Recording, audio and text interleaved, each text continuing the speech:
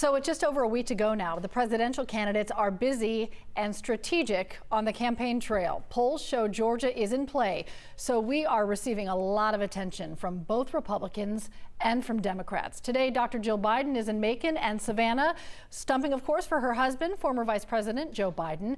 She is rallying people, particularly women, to get out and vote Democrat. Tomorrow, Vice President Joe Biden will make his own swing through Georgia with stops in Metro Atlanta and in Warm Springs. 11 Alive's Doug Richards has more on what to expect.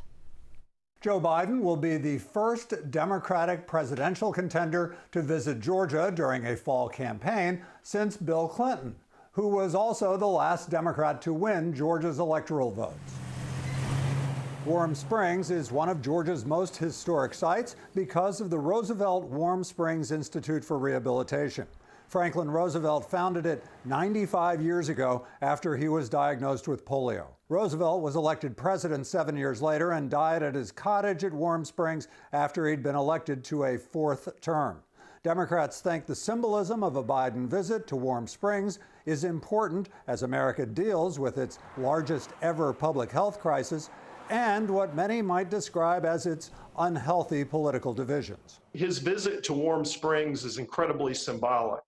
Warm Springs is the place known for its restorative and healing powers. I think we're at a moment in time where the nation is desperately in need of healing. Bob Trammell is a Democratic state representative who is in the fight of his political life in a Georgia House district that's just north of Warm Springs. Yet Biden's visit also has a hard-nosed partisan quality to it.